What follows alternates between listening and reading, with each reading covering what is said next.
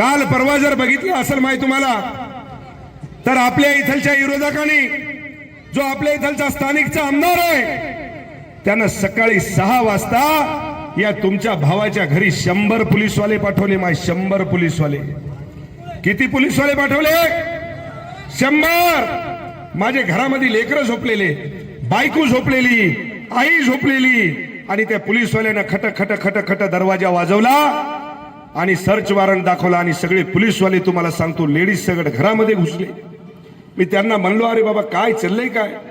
हमारे pass court का warrant है बोले, तुम्हारे घर की चेकिंग करने की है.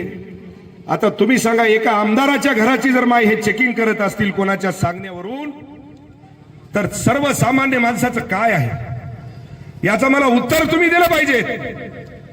कशामुळं? तर या ठिकाणी या हिंगोली शहरामध्ये हे जे शिवसेनेची फळी मी उभी केली, त्याचं म्हणणं आहे की तुम्ही ही उभी करायची नाही, आम्हालाच उभं राहू द्या आणि आम्हालाच निवडून द्या.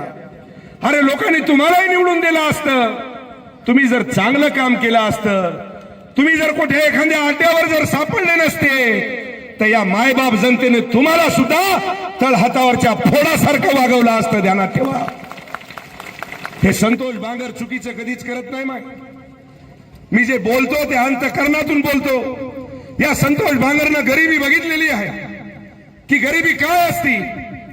आणि काल माझ्या घरामध्ये तुम्हाला घुसल्याच्या नंतर तुम्हाला सांगतो, कपडे, माझं फ्रीज जिथं तुम्हाला सांगतो की आपण वस्तू सडू नये, चांगल्या राहा, भाजीपाला, दूध त्या ठिकाणी आपण ठेवतो, ते फ्रीज सुद्धा उघडलं आणि त्या फ्रीज मधलं सगळं सामान तुम्हाला सांगतो की बाहेर काढलं. हे जर अत्याचार तुमच्या भावावर होत असेल तर मला वाटतंय ही मायबाप जनता त्याचा वचपा घेतल्याशिवाय राहणार नाही. ध्यानात ठेवा.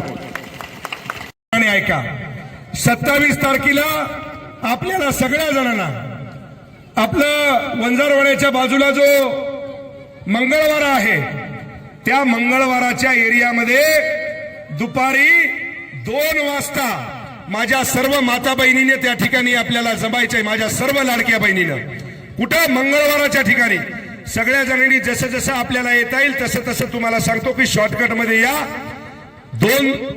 27 तारखेला दुपारी 2 वाजता आजच या ठिकाणी तुमचा भाऊ आपल्या सगळ्यांना हात जोडून विनंती करतो की तुमच्या भावाने तुम्हाला त्या ठिकाणी बोलवलंय, तुम्हाला त्या ठिकाणी मी निराश करणार नाही.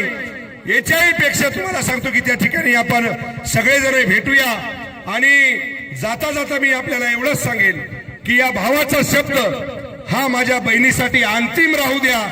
हे तिन्ही उमेदवार धनुष्यबाणावरती आहेत, या तिन्ही उमेदवारांना धनुष्यबाणावरती निवडून द्या, एवढंच या ठिकाणी मी विनंती करतो आणि माझ्या वाणीला विराम देतो.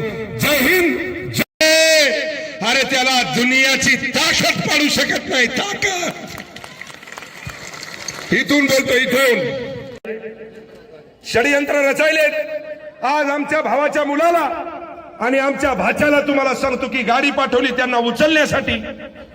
त्यांचं नाव त्या गुन्ह्यामध्ये नाही, काहीच नाही, पण त्यांना त्रास कसा द्यायचा, संतोष बांगर कसा खचला पाहिजे, या हेतूने तुम्हाला सांगतो की हे लोक षडयंत्र रचायले. ध्यानात ठेवा. पण माझ्या या इथलच्या बसलेल्या माझ्या तमाम माता बहिणीला या तुमच्या भावाची हात जोडून या ठिकाणी मी विनंती करतो की या संतोष बांगरची मान तुम्ही खाली झुकू देऊ नका.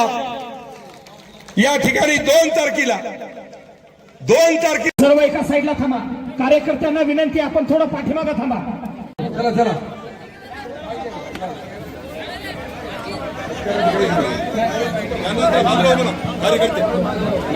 संतोष दादा बांगर इथे उभा राहिले. प्रत्येक शनी रात्र बेरात्र